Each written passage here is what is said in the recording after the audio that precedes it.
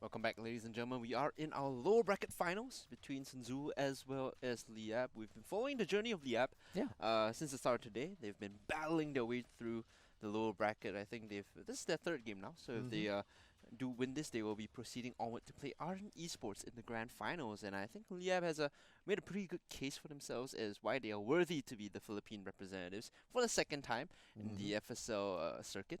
Yeah, definitely. We did talk about this.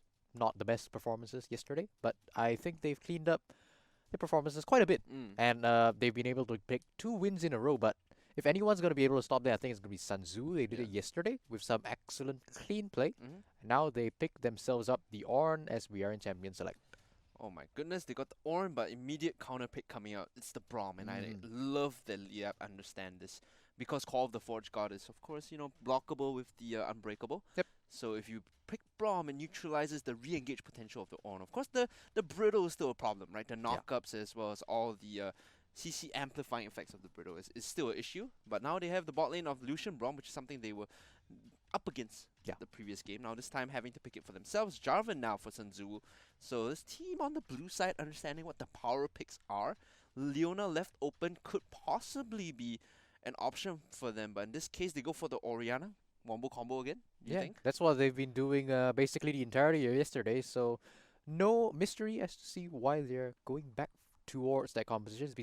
It's been very successful, only faltering against Ardent Esports, who Hmm. is now waiting in the grand They're like the final finals. boss, Yeah. right? So Ardent Esports are just comfortable sitting and watching and reading and taking notes, right? So right now they're locking the Trundle here, even though they were hovering the Echo, and one might think that the Echo might have some trouble in this against wombo combo composition Mm-hmm. because if they offload all their damage up front, not enough time for you to chrono Yeah. break, and your team dying around you with you using chrono break just feels bad, you know?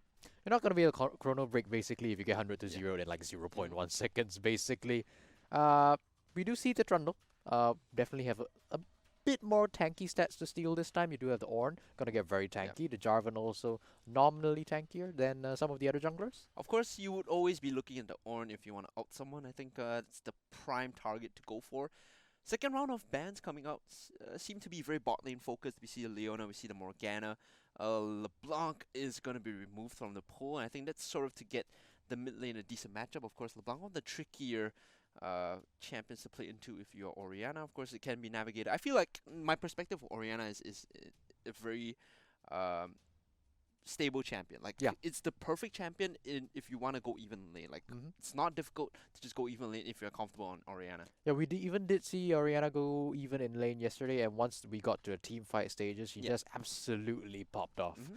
So Oriana, a very stable pick, doesn't really need too many resources devoted to her. That is gonna be a Renekton locked in to go up against the Ornn, though a lane bully against a stable rock in Hmm. the top lane. So hovering the Kai'Sa now. You know what I would actually like here? I would like to see them pick up Xayah Rakan. So even though you do have the makings of Wombo combo, the Rakan is very flexible in the fact that you can force engage and you can also defend and deflect aggression for your Xayah. So I would have liked to see that, but instead they're going for a Kai'Sa Nami, which is double range matchup into a Braum who might have some trouble here, as well as being able to out sustain and out attrition your opponents.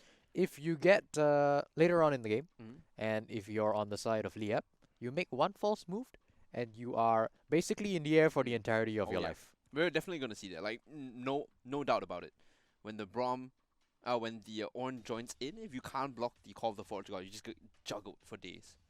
Yeah, we're gonna see Lux once again, though not exactly sure if this is the best pick. Mhm. We saw her do relatively okay, but I think in the previous game it was really up to the rest of the team Yeah, to carry her. like Jones was having a Mm, really good game earlier just by virtue of being a top lane threat, calling a lot of attention. Of course, the bot lane themselves, all they had to do was skill. MF just needed to pop off, right? So I get what you're saying. This Lux is not necessarily the best, but we talked about the idea of a comfort pick, and her lasers were actually catching multiple yeah. members in team fights. She was always tagging 2 members at least and helping provide utility for a team in the form of the shield. You talked a little bit about Jones, right? I think I Hmm. want to focus this on this top laner. We've seen her pick up Set, now Renekton, and I believe in the previous Earlier was game Kled. it was Kled. Yeah. Three very, very strong lane Hmm. bullies, and she's been having amazing performances on all three champions. If she's able to continue popping off on this Renekton, it's going to be one win condition that they can rely on going into Sanzuwu. I feel like in this patch in particular, we talked about it, but the idea of top lane being a bit more isolated compared to the previous patches where people literally live in the top lane, right? You 2v2 top lane with the jungler all the time, but right now it's very isolated because early attention tends to be focused on taking the dragon first and then either lane swapping over to take the Rift Herald, otherwise you just play mid jungle aggro and try to control the map from having mid prio. So we don't see top laners get all too much attention anymore. That being said, if you can find yourself an isolated advantage, as Jones has been doing, I think it's a great win condition for your team. Yeah, but that's the thing, right? You're going up against Ornn. In the previous few matchup, we saw her, going against other lane bullies, and fortunately for Jones, she has been able to basically body all of them. It's going to be significantly more difficult to defeat Ornn in this top lane, though. As you know, when Ornn goes behind, she just builds more tanky stats, and at some point in the game, it just gets so difficult to kill her. It's not worth trying anymore. What you can do in this matchup, and what I've seen certain on players do, is they start the game with double potion, right? Yeah. And then they just wait out the gold, and then eventually they get another 50 gold. They buy or build, as the animation looks like, another Doran shield, so they get extra pot to sustain with, and they basically play non-interactive. They try their best not to trade with the Renekton or any aggressive lane bully if they don't have to. And they're okay just waiting for level 6 or when the jungler comes to maybe alleviate pressure, right? As long as you don't get dove, which is honestly still quite hard to do against Ornn, you can't really dive him free, you should be fine when it approaches the team fight level. I feel like with all these champions though on the side of Sanzuwu, it's not the easiest lanes for Jarvan for the gank. Yeah. I think Ornn is pretty okay just staying by himself. So is the Orianna and the Kai'Sa Nami. I think they're pretty okay just farming up as well against the likes of The Lucian Lux Braum. is probably where you want to Oh, attack. true. Yeah, you probably want to burn flash and regank the Lux very early on. If you can get her to base on bad timings. What I mean by bad timing is basically your Orianna gets Lost Chapter and Lux doesn't. You have full mid prio because of the mana regen you get from Lost Chapter. Consistently push her in, and her wave clear is also very difficult. Like, she doesn't have clean wave clear, as I put it. You have to kind of auto the minions after you use the Lucent Singularity to kind of kill off the back line. As compared to something like Orianna, where you QW at a certain level, the wave is gone, right? Yeah. And Lux, no teleport. That's going to be a barrier if that's burnt as well. Sure, if she has more defensive stats, she has more defensive capabilities in case the Jarvan jumps in. But once those summoner spells are gone, like you alluded to earlier, it's just so much more difficult for this champion to stay in lane. Really about the base timings, I think, especially when you're playing something like Lux, something like Ahri, very mana intensive wave clear champions. If you do get them at the right time, or you force them to base on unopportune moments, that's when you actually find your advantage. 100%. We will be jumping in the game shortly after. I think we talked a little bit about both compositions. Obviously, Lucian Braum. I think we have to focus on this a little bit more. Right. Because we did see in the previous game against Liyab, this pair was not able to get a hit. Wondering whether or not it just comes down to execution or whether the champions, they aren't just, that good in the current patch. I feel like there is a lot of early game strength with Lucian Braum, especially if you can isolate and call your targets properly. So what that means is essentially you have to, whoever the Winter's Bite or the auto attacks from Braum tag, you have to focus and burst very, very quickly. If you spread your damage, as with most situations, you tend not to find the advantage there. Against Kai'Sa Nami though, Kai'Sa has dropped quite a lot in terms of power. I don't like that she is sort of forced to build Stormrazor right now. The stats on Stormrazor is not something you want. So I've been experimenting with a lot of different builds. Mana Mune takes too long to come online. Yeah. Stormrazor gives you crit, which you don't want. Like, crit does not give you any of your evolves, right? The old Stormrazor, for sure, you just attack speed and damage. That's fine. But now you have to build crit. It doesn't cost as it's not as cost efficient, right? So she has no clean itemization path, which makes her power spikes a lot more delayed. Last time, if you go for Stormrazor, Mana Mune, and a pickaxe, you get the very early Q evolve. Q evolve now can take as long as up to level 11. Yes. Yeah, last time you could get it at level 8, level 9. So this is when things get a bit dicey. If you don't hit your right power spikes, I think Fofi on Lucian will definitely exploit that with Essence Reverb, giving her more immediate power than Kai'Sa's slow climb. Yeah, basically that's why I think Kai'Sa has really dipped in terms of priority. Obviously, still quite a strong pick if you're able to get a hit earlier on in the game. Speaking about game, we've jumped onto Summoner's Rift. And if you take a look at all the keystones, Orianna has in fact picked herself up the Unsealed Spellbook. Okay, that's actually pretty good because Unsealed Spellbook, you can take an aggressive trade, and this is what I'm talking about, right? The earlier point about forcing them back. when you have Unsealed Spellbook, what happens is you take a very aggressive trade early, you TP, come back, cheat the recall, and then swap to something like an Ignite. Invato might be coming in, Sunako will see the Renekton backing off, though the Aqua Prison catches 2 members, and no light binding from rocks means that Sunako is just gonna laugh and walk away, even though she did skill Aqua Prison level 1, which is not ideal, gets her out to safety. Yep, does spot out majority of the members of Liyab in that bush though, so they do have a little bit of information, knowing where everyone is at the moment. Unfortunately, the rest of Sanzuwu does not capitalize on it. You can see there's only one shallow river ward being placed by the Orianna. Or rather, I believe it's by the Jarvan. Yeah, Jarvan. Yeah. Jarvan put the ward, backed off, swapped the sweeper. Love that the Jarvan is actually starting on red side. Or excuse me, rather blue side. So this allows Zakia to path down to finish at red and maybe go a bit more aggressive or cover the aggression of the Lucian Braum early on. This Raptor ward is also going to give them information of how Den paths. So right now, if you are Jarvan, this is the perfect setup for you. You have a rough idea of where they are starting and how you can path down. The moment you see Den moving to the top side to touch red buff, that's when you can make something happen. Okay, he's now on the Grom. Might actually get level 2. Actually, no, does have level 2. Yeah. Might actually get level 3 relatively quickly. They're actually mirroring each other's movements right now This in the is jungle. actually really smart because both of them understand what is the most optimal way to get level 2.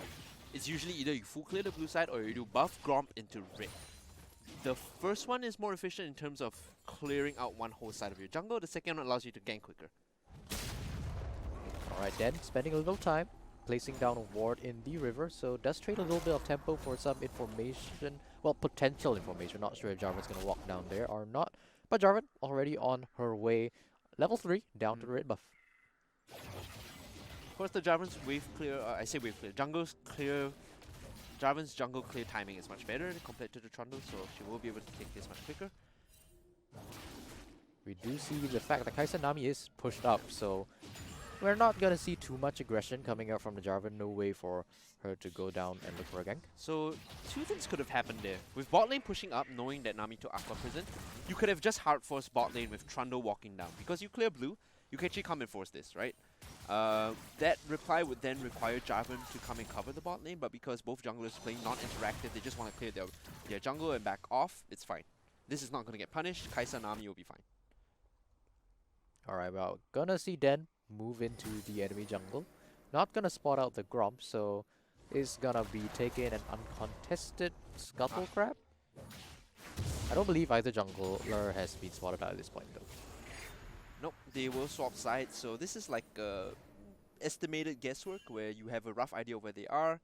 You can see the missing pings already, so Jarvan's like, if I'm taking this, the top side should belong to Trundle. Looking for the level 3 dive, but the wave isn't stacked up well enough, or at least coming up to cover this.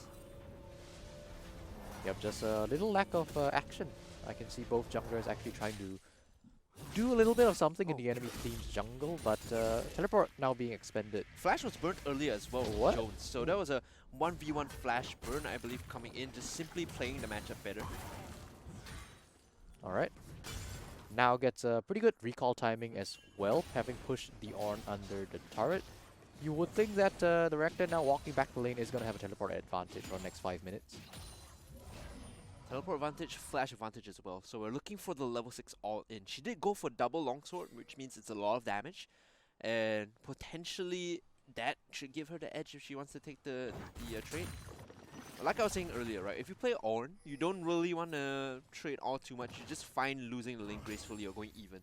Because your value is in team fights. Your value isn't in, solo kittling and bullying people out unless they misplay. Yeah, the onus is on the Jones and Den to look for something to happen in this top lane, right? If nothing really happens, I think Endeavor just happy going even. You can see CS is about negligible at this point, so pretty happy in this top lane is Endeavor.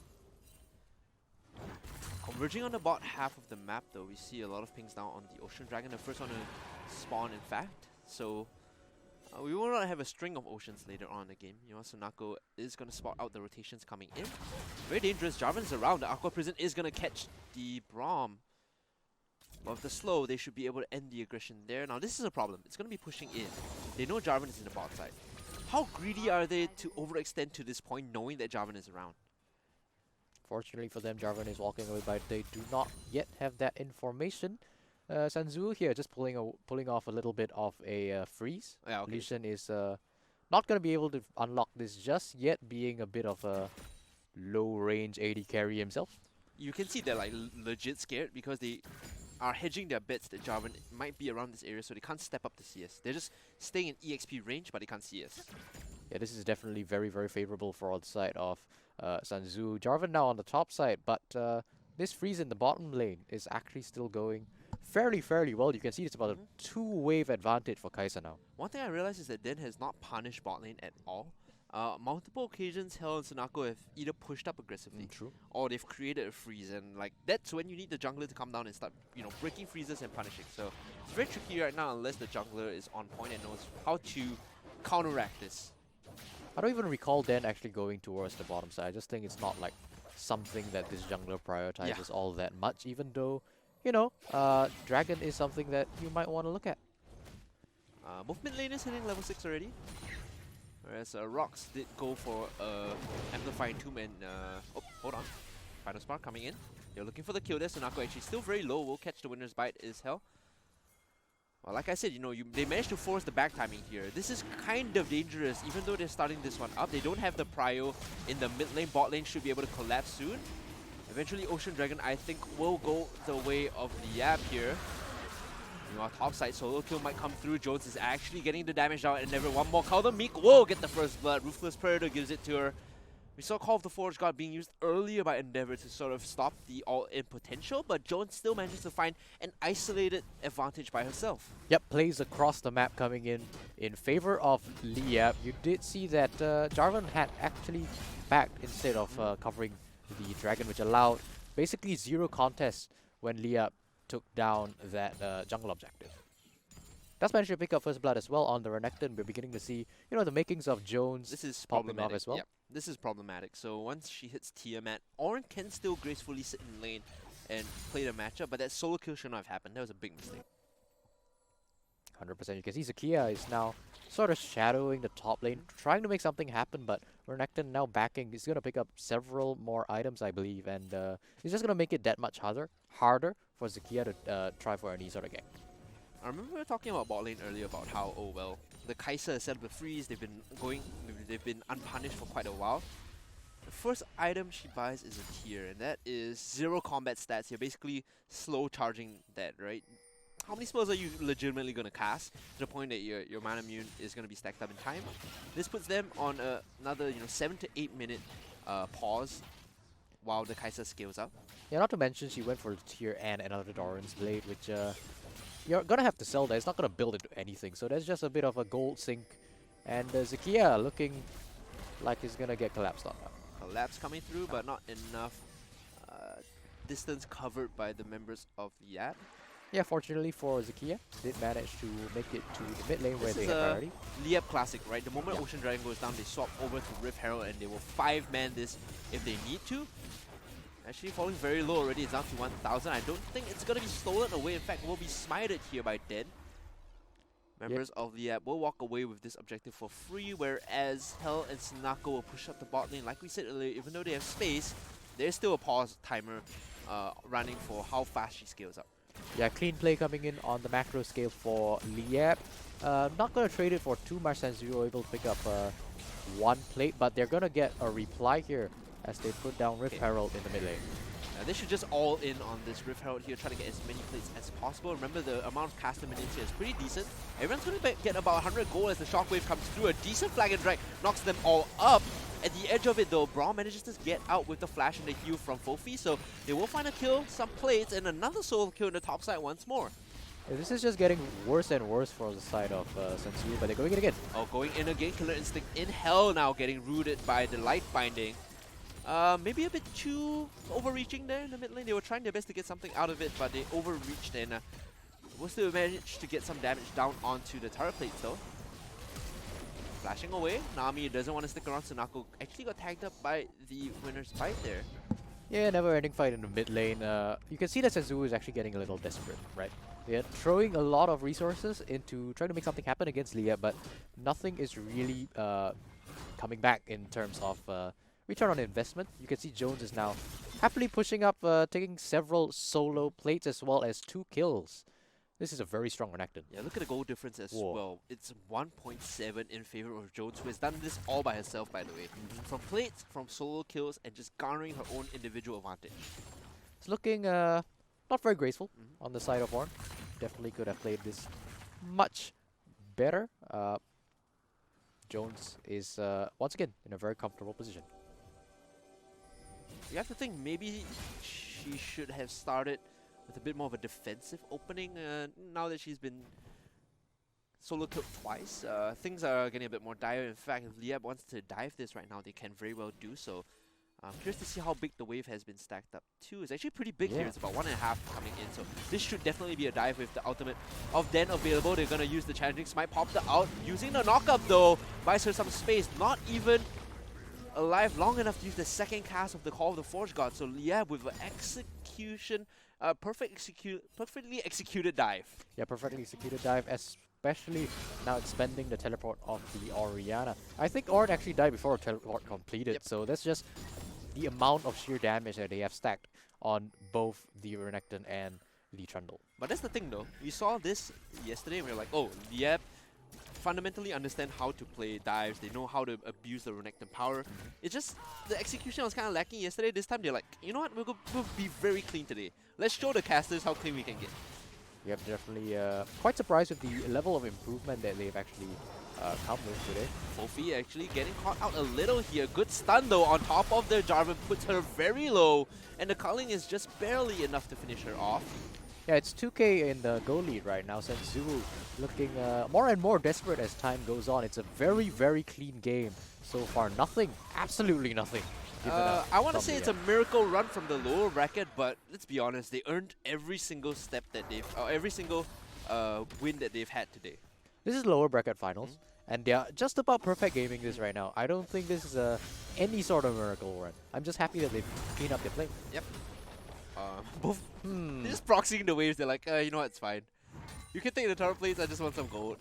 Yeah, at this point, Endeavor is in no position to fight Jones about 2 levels. This is a discrepancy, and I think it's still above 2K. It's the gold difference as well. Now we were talking about the team fight power of Ornn. Sure, you lose lane. It's what you can get done with the wombo combos in team fights, right? So I want to keep my eye on whether Yun is going to be able to block the Call of the Forge God first, and whether they can sync their ultimates in time. Because when we saw Sanzuwu at their best, it was always when they were layering their CC properly. The example we had was a Bounty Castle, right? It's Jarvan knockup, it's Ornn knockup, it's Shockwave, all these mixed together. Now you have a Tidal Wave added on top of that. Whether they can layer it, it's going to be important. But what happens when you layer everything perfectly? You get all your skill shots down, but now they're all on cooldown, and the entirety of the enemy team is still alive. That's what we're dealing with here. This is how far ahead Liyab can potentially get in the upcoming team fights. I won't go so far as to say like if you hit everything perfectly, they'd still be standing, but the first order of business is landing perfectly executed perfectly executed ultimates. All right, tower plating gonna fall very, very soon. I don't think. Oh, we're going in again. And then Will finds a Kia here. Flag and Drag will be up in a couple of seconds. Instead, turns around with the Cataclysm and the Shockwave. So they will find the Kia here. Yeah, now having to back off. It's a 1-for-1 trade between junglers. Great block on the Call of the Forge God means the Endeavor can do nothing here. Glacial Fissure to buy some space. They're actually turning their attention over onto Endeavor. Here comes the teleport from Jones. You have to be very careful as the Killer Instinct is used by Hell to jump into the back line. Fofi now running away. Jones might want to be a bit more careful about how she's getting kited as she's moving onto the back line, looking for Missy Hops as well as the AD carry. Mid and bot laners being paired up here, trying to kite away. Flashing out though, Missy Hops says, I don't want any more of this. Jones is just too much of a monster, so I ain't sticking around. I'll give the kills over. Oh! Fido Spark. Nice. As the name suggests, that is a very dead Orianna. Yep, misplays all across the board, I think. Focusing on the Ornn was Liyab throughout most of that fight. I'm not sure if that was the best target selection, even though, you know, they were both on the same page. Definitely could have focused in on one of the higher damage dealers on the side of Sanzuwu. In the grand scheme of things though, I do believe it was the Lucian, Braum and Trundle that went down. So at the end it's a 3-for-3 trade. All the 3 kills picked up by Liyab was on Jones, whereas on the other side, very well mixed. Oh, actually it was a 4 because they got the final spark on the end as well. That's true. So yeah. Alright, 5-0 and 1 on the Renekton like you were talking about before. Is a very strong champion right now. Not exactly sure how you're gonna deal with him. At this point, I think Renekton can actually just sit in one of the side lanes, and you have to at least commit, I'm gonna say 3 members to dealing with that push. Yeah, and the 3 members you commit must be a specific. You can't bring Nanami and Jarvan and hope that something's gonna happen, right? I think you really have to bring both the Orianna and the Jarvan up to the top lane if you wanna deal with the Renekton. Yeah, and that's not what you want, right? That's 2 of your major damage dealers going in to deal with 1 threat. Fortunately, for the side of Sanzuwu, Jones did have to expend teleport to get into that fight, so we're not gonna see that side lane threat from the Renekton all that much just yet. Level 8 still doesn't have the evolve on the Icathian range, so this is problematic. She's finally charging up her mana immune, trying to get some chip damage on bot tier 1. Yeah, chip damage is just about all they're gonna get at this point. You can see Liyab, 4-man stack. They're moving towards the bottom side as Dragon is gonna spawn within the next minute. This is so clean. I love that they understand, okay, what is our timers? When do we have to prep around this area? And what vision do we need? Because there's this trifecta. Make that 4 control wards. At first, there were 3 very good control wards in their own jungle to give them access to the river. And now the rest of the vision is just almost perfect here in the bottom half. Yeah, quad factor of control wards around the Dragon Pit, basically just choking out the entirety of Sanzuwu. As our observer is showing us, completely around blind. that pit. Alright, we are gonna see Lux and Trundle. They actually pushed up the wave, so they now have priority around the bot side, but a little too early, as the Dragon hasn't spawned yet. They're spamming pings in the mid because Jones is just literally sitting on the mid tier 2 and auto-attacking. They're like, okay, we have to deal with this crocodile sooner or later. And now that they are dealing with it, they are pathing towards the Dragon. Guess what? Renekton is just gonna go towards the top side and auto-attack the top turret. Moving over to the top side, this split push coming through. This is a window for them to play the wombo combo though, because Call of the Forge God is coming in and is not really blocked in time. Look at the backline, absolutely eviscerated here as Hell jumps in. Zakia still very low and Liyab will lick their wounds and back off. And that's the wombo combo we're talking about. If you land the skill shots required, you can actually find the fight. And right there, they get their Mountain Dragon and they get Fofi as well. Yeah, absolutely tons of damage coming across from the side of Sanzuwu. Able to pick up, I believe it was 2 kills? One kill? 1 kill onto the AD carry of Liyab. But take a look at this. Jones in the top side is still pushing in relentlessly. That was a 4v5 fight. And this turret, Ornn is going to path up, but should actually be able to make it in time. Yeah, she might be able to take this one and back off. Actually, a lot of damage from Mr. Renekton. A couple autos will finish it off. Endeavor here trying her best to defend, but to no avail. Meanwhile, the bot side, tier 1 will fall. So it's a trade of turrets, but some might argue that the top tier 2 was much harder and therefore more worth it. Yeah, signs of life still from the side of Sanzuwu. I like to see that the desperation plays that we saw before are no longer rather coming through. So if we continue to see these wombo combo team fights in favor of them, it could lead into not only the equalizing of the goal, but a slight advantage towards side of Sanzuwu. They're grouped up around bot tier 1, so Liyab gonna throw the Rift Herald down and make this play happen. Yeah, you can see Sanzuwu, they're also rotating down, but they're a little slow on the draw. It's at least going to be 1 turret. I'm not sure if they... I don't think you actually get a turret in the second. Because Jones has joined in now, and that Renekton is like 2 people. True. So I'd be very hesitant to pick this fight if I was Sanzuwu. In fact, just pop the Rift Herald, and then back off, reset the waves, completely fine. Fighting in the jungle is pretty disastrous for Liyab though. Small chokes make it very easy for the wombo combos to work. It's like National Geographic when a fish walks in and sees an alligator, you're like, nah man, I'm not down for that. But hold on, then falling very low already, getting knocked up. Here comes the wombo combo on the backline. Final spark, not really doing anything, and then will die. Killer Instinct into the backline. Jones actually getting kited away from the tidal wave, trying, or rather being used to knock them all up.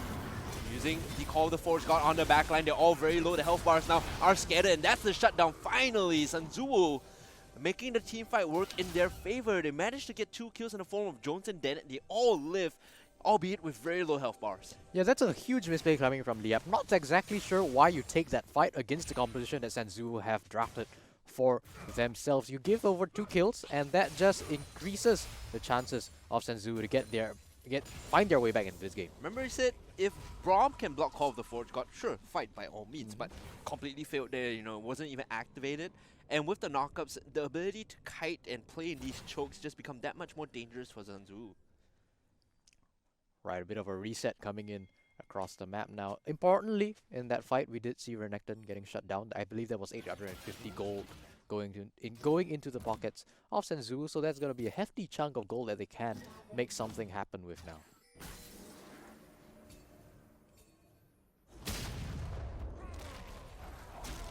I believe the next objective is going to be the Baron, but we aren't seeing too much vision control coming down Both for teams either team. don't really have the damage profile to do Baron just yet, or the tankiness.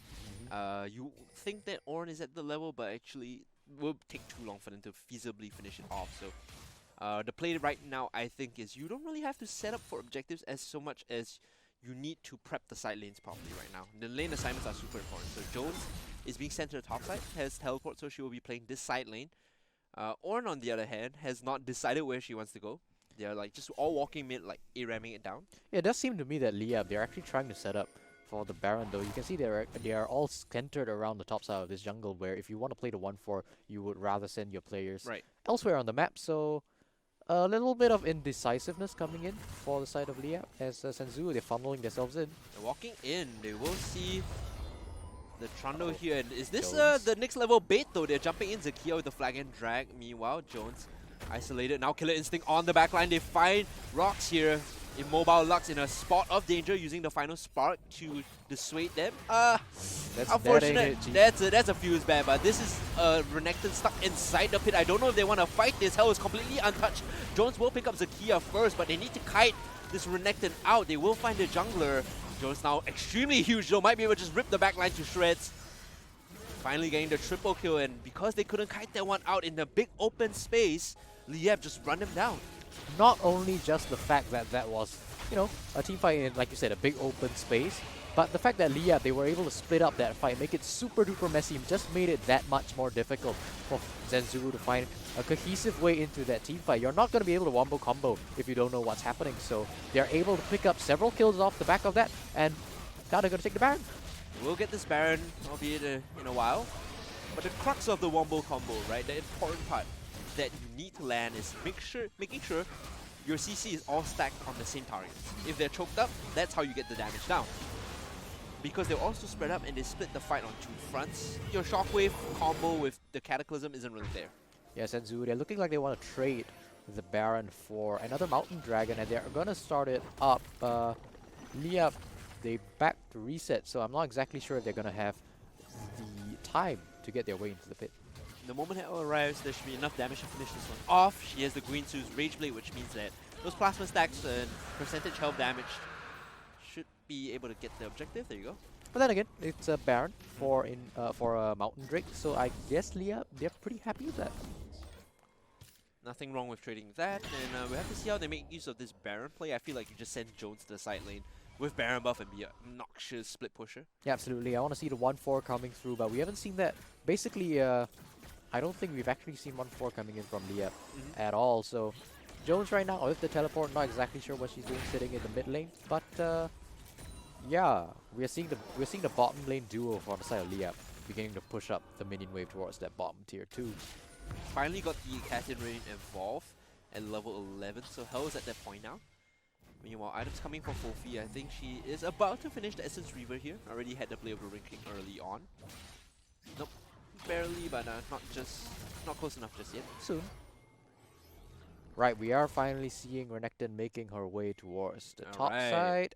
This is the makings of a 1-4. You can see Sanzuwu is scrambling to get some sort of answer to this huge crocodile in the top lane. You can see like the assist me pings are being spammed right now. They're like, yeah, we need to have Jarvan Orianna go up. That's the only way you'll kill her. Yeah, you're 4 levels down on this Ornn against the Renekton. There's no way you just sit in lane against him. Even if you're on a turret, you just run the risk. It's a very high risk, in fact, of getting dove. The low range makes sieging a bit difficult, but because they have the Baron up cannon minion, it should be able to chip away at this structure. Helena rotating to the top side, Manamune finally completed by the AD carry. She's still looking for her hypercharged evolve though. The immunity that the invisibility grants you from being able to kite around Jones is just going to be so crucial. This turret's gonna go down now. Second mid-tier turret over to the side of Liyab. And now we can take a look at Renekton, still happily sitting in the top side. I think he's gonna stay there. It's just gonna be a temporary home for the next few minutes as Liyab, they transition their attention towards the bottom side. Their composition actually can deal with Jones later on. Hold on, all the Forge God coming in. I don't think that's going to really hit. In a wide open space like that, you are most certainly just trying your luck. Just gonna chase away the Renekton. You can see that now with most of Liyab's efforts concentrated around the bottom side, it's just gonna get that much harder for Sanzuwu to find an answer to both lanes pushing up. Look at this 1-4 coming in. Baron buff is just about done here as they finally group up and play this split push. Wave clear coming in. They're still looking for the angle of approach here. Zakia looking rather adventurous. Meanwhile, getting knocked up is Jones under the inhibitor turret in the top lane. Yep, you can see that Jones wanted to try dive, but the minions dying quickly, and they're going in. They're going in. Flag and drag with the flash going through. The wombo combo actually knocks them all up. Rox is very low and so is Un, but with all the CC, they still can't find it. Getting zoned away by the teleport of Jones is too difficult, and they commit the wombo combo, but they fail to find a kill, and now they're stuck under this tier 2 trying to defend. Liyab expected that. They absorbed the pressure amazingly, and the fact that, you know, when Sanzuwu, the moment they wanted to go in, the teleport came down, just threw them off long enough for Liyab to pick up one kill, and now they have the numbers advantage. They're going to siege down the tier 2 bottom lane turret. Problem there is when you see the teleport and you know Jones is arriving, you don't want to cross that barrier because then suddenly there's a Renekton on the flank, right? So it makes things very difficult. You're stuck between a rock and a hard place. Do I assist the Jarvan or we just sacrifice him and, you know, allow Jones to be aggressive? Alright, the fact that you did burn the teleport from Jones at in the previous team fight though means it's going to be slightly easier for Sanzuwu to look for these sorts of engages. There aren't going to be any more cross-map crocodile plays coming in from Jones anytime soon. Oh man, look at the Magi's buy from the Orianna. Super confident. Super confident. I mean, you are behind. The Jais might not be the best item to go for, but this is like poker when you are like down chips and you decide to try and bluff ahead, hoping to get something back, and this is what the Magi's is essentially. If they call your bluff and say, you know what, you're not gonna get any stacks, it's a wasted slot, wasted item, wasted gold, then fine. But if you can find the assist, you might be able to, you know, pull yourself back in with this risky gambit. Yeah, they're definitely gonna have an opportunity to find themselves back in, find themselves some stacks on the Orianna, as the next objective that's gonna spawn is gonna be this mountain dragon. 2 on the side of Sanzuwu so far. A third one will basically make them super duper tanky. You see that Liyab are the ones with priority over the mountain dragon pit though, and we actually don't see too many deep wards coming in from either team, so both teams are going to operate on a little bit of a deficit of information. Using the blue trinket though will give them vision, and falling very low is this dragon right now. Do they want to make the play? Here comes Endeavor with the teleport, the tidal wave in as well. They might not be able to steal this in time. In fact, it goes the way of Jones, and now here comes Call of the Forge God to knock everyone up. Liyab are scattering right now with Jones leading the charge for the team. They're falling very low still, but they will sacrifice the Ornn, they will sacrifice the jungler, and they're chasing down for more as Jones wants blood. She smells it in the water and she's going in. Whew. Jones with that huge engage after, you know, Sanzuwu jump into the pit to try to look for something just too tanky and has too much damage built into her kit at this point in time for Sanzuwu to basically answer with anything that they have. Now, with the numbers advantage and priority in the mid lane, they're gonna take their goal lead, and they're gonna extend it even further by taking the Baron. Jones has been popping off this game. You asked the question earlier during Champ Select. You know, she's played 2 different lane bullies. Can she play another, and can she keep up performing? I think the answer is a definitive yes. Super, super strong performance. 9-1 and 3 once again with another bounty. I think I might cry. On this Renekton. She actually did build the adaptive helmet. And that's such a value item. Oh, it's so good. Against the Orianna, against the Ornn, it's so much value in the item. Ugh, it's the best. This is like 2 thumbs up. 2 thumbs up from Hungry. Feels good, man. That's like smart itemization. I love adaptive helm. Right, we are gonna see Liyab move towards the top side now. There aren't any more small turret objectives for you to take, right? So now the question becomes whether or not Liyab is going to be able to siege effectively. Jones still does not have the teleport, so it's not going to be able to be that effective on cross-map plays. They're still a bit wary of playing the 5-man all-in because the True. wombo combo is still a threat, right? Yes. There is still opportunity for them to make a slip up and get caught in these massive fights. So have to be very careful about how they proceed forward.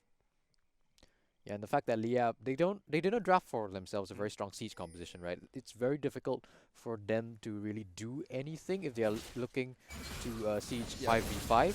It's Jones once again has to be in a side lane to really have any sort of impact, and once again without any TP, that impact is just diminished by several fold. every time I see someone pick or a team pick Lucian, I'm like, guess we're not sieging ever because of the range problem. It makes it so difficult for you to step up.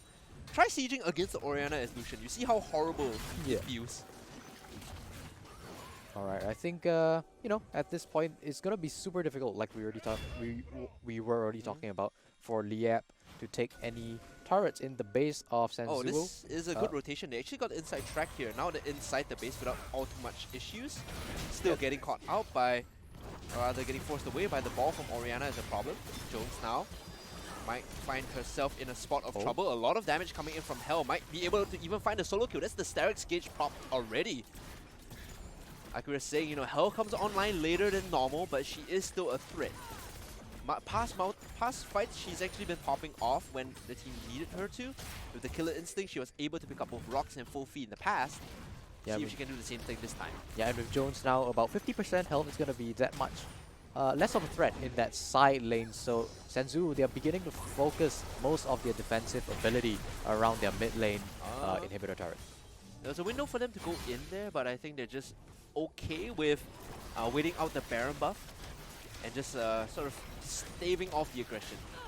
Yeah, and the fact that they're Liyab, they're forcing these minions continuously in Sanzuwu's base, right? It just allows for Sanzuwu to continue that scaling at such an accelerated pace. You can see the health has already gotten herself about 70 CS lead over the Lucian.